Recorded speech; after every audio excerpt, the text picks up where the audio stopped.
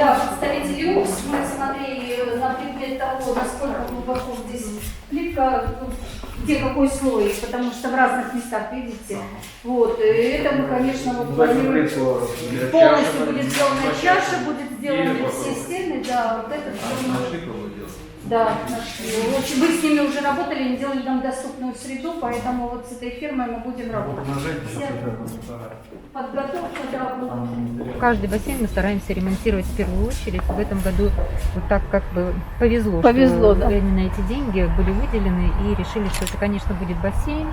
Это Крыша. долгожданное, конечно, событие, потому что это самое, по-моему, замечательное место, где очень любят находиться дети, потому что очень много мероприятий мы там проводим. Поэтому... Прошлый год тоже комментировали проект капельки, да, детский сад.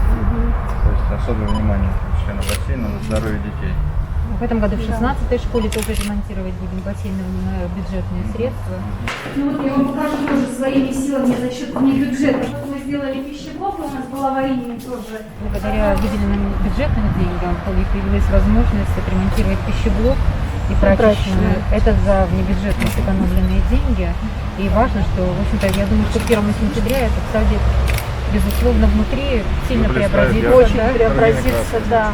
ПАО «Акрон» нам оказывает посильную помощь, но эти деньги для нас тоже долгожданные, потому что за счет «Акрона» мы сможем заменить окна, поставить новые стеклопакеты, поэтому тоже мы этого очень долго ждали.